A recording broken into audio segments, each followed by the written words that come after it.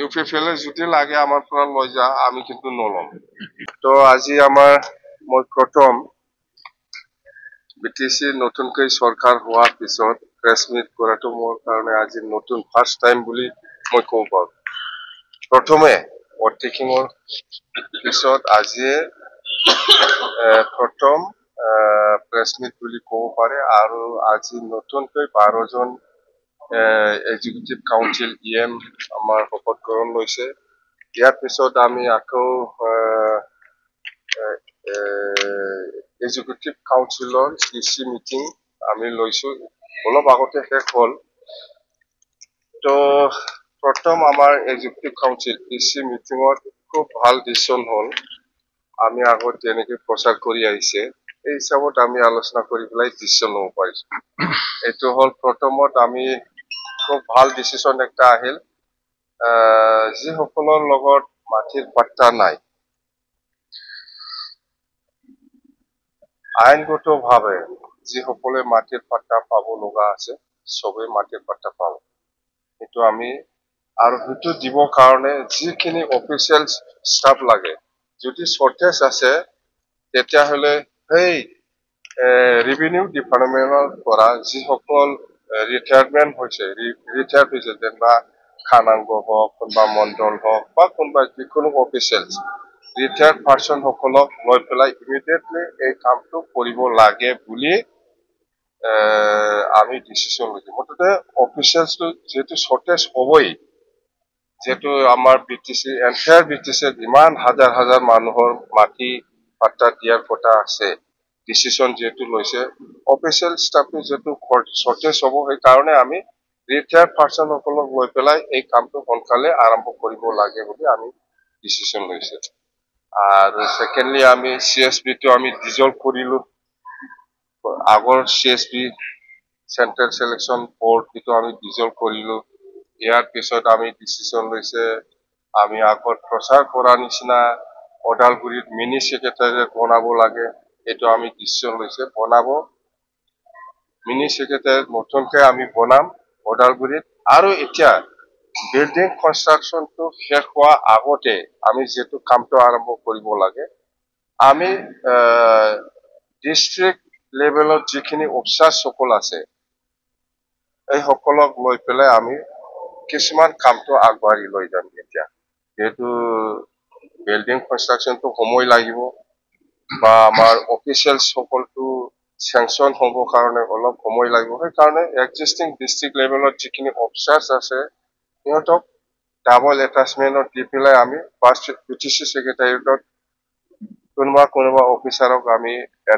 এটাচমেন্টত দি পেলাই আমি অফিসটো চলাই যাম মুঠতে মিনি সেক্ৰেটাৰিয়েট ওদালগুৰিত আৰম্ভ হৈছে বুলি আপোনালোকে ধৰিব পাৰে এইটো কথা আৰু আমাৰ আছে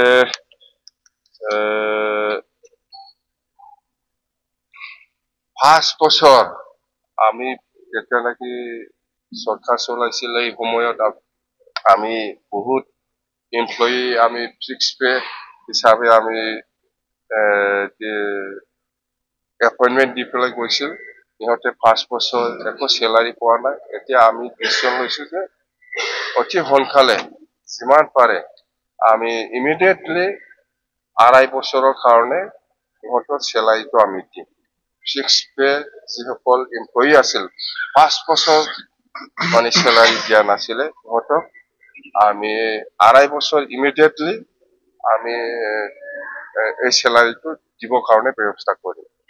আৰু মেজৰ আছে আমাৰ আৰু গ্যাৰান্টিৰ কথা কৈছে যেনিবা 100 crore ইয়াং ল'ৰা ছোৱালী সকলৰ কাৰণে যেটো ব্যৱস্থা ল'ব এটো আমি অলৰেডি দিছো এইবিলাক গ্যাৰান্টিড সব এসেটিস আমাৰ ডিসিশন আছে আৰু আপোনালোকৰ তাৰমানে পিএমএ ওয়াই ঘৰ যেটো সাৰ্ভে ইয়াতে বেছি দেৰিকে আলোচনা কৰিছে পিএমএ ওয়াই যেটো সাৰ্ভে এই সাৰ্ভেত মানে এনেকুৱা বদমাস মানে এজন মানুহে 3টা 4টা মানে পিএমএ ওয়াই কিবা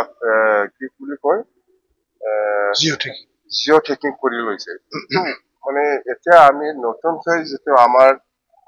দলৰ হৈ বা আমাৰ চৰকাৰৰ হৈ যিটো আমি নতুনকৈ জিঅ'টেক কৰিবলৈ গৈছে বা চাৰ্ভে কৰিবলৈ যোৱা সময়ত আমি দেখিবলৈ পাইছে কোনোবা এজনে 3টা ঘৰ লৈছে, কোনোবা যিটো নোপোৱা মানুহ এইবিলাক মানুহে PMAY ঘৰৰ কিবাটো এলোকেশনটো লৈছে। জানক তো এইটো খুব চিৰিয়াছ, এইবিলাক চব কেঞ্চেল হ'ব আৰু আমাৰ সময়টো অতি কম। 18 তাৰিখৰ ভিতৰত এইবিলাক যিমান আগত প্ৰমোদ বড়োৱে জিঅ'ট্ৰেক কৰি পেলাই চাৰ্ভে কৰি পেলাই আপলোড কৰিছিল বা আপলোড কৰিবৰ কাৰণে প্ৰপ'জাল দিছিল, সেইটো আমি গোটেই নিয়ম অনুযায়ী যিসকলে পাব লগা অধিকাৰ আছে বা পাব লগা ক্ৰাইটেৰিয়া আছে এই হিচাপত চবেই পাব। কিন্তু নোহোৱা যিবিলাক মানুহে ঘৰে নাপায়, ক্ৰাইটেৰিয়া নিমিলে, এইবিলাক মানুহে যদি এনেকুৱা কৰি লয় এইটোতো বিৰাট ডাঙৰ ভুল হ'ব। তো আমি যিখিনি চাৰ্ভে কৰি আছে এতিয়া বহুত ভুল আছে। ভুল মানে যিবিলাক নোপোৱা মানুহ এইবিলাকে নিজৰ নামত কৰি লৈছে, এইটো চব কেঞ্চেল হ'ব। এতিয়া আৰু আমি আজি 14 তাৰিখ আৰু 4 দিন আছে। এই 4 দিনৰ ভিতৰত বহুত আৰু ওলাব। গতিকে খুব চিৰিয়াছ ডিছকাশ্যনটো হ'ল PMAY, তাৰমানে PMAY টো অতি সোনকালে দিব লাগে। 18 তাৰিখৰ ভিতৰত আগত যিখিনি ইহঁতে চাৰ্ভে কৰিছে এইটো আমি ৰিচাৰ্ভে কৰি পেলাই আমি সাবমিট কৰিব লাগে। যদি ক'ৰবা যদি নতুন কোনোবা পাব লগা মানুহে যদি পোৱা নাই, ইয়াকো আমি জিঅ'টেক কৰি পেলাই আমি দিবৰ কাৰণে ব্যৱস্থা ল'ব। তাৰমানে যিসকলে ক্ৰাইটেৰিয়া মিলিছে কিন্তু ইহঁতক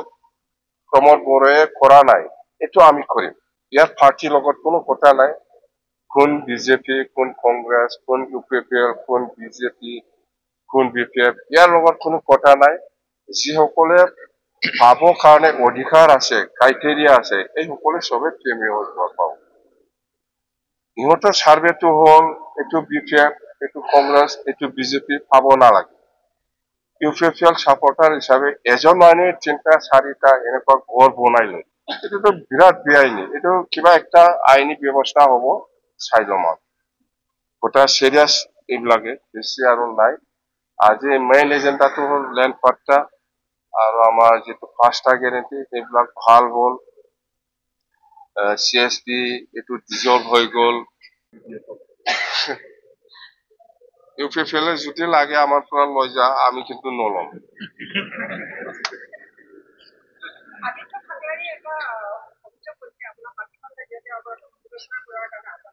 আমি নাজানি নাকি, মাটি পাট্টা আইনগত হিচাপে যিসকলে পাব লাগে সেইটো পাবই। আইনগত হিচাপে যিসকলে পাৱাৰ অধিকাৰ আছে চবেই পাব মাটিৰ পাট্টা দেই।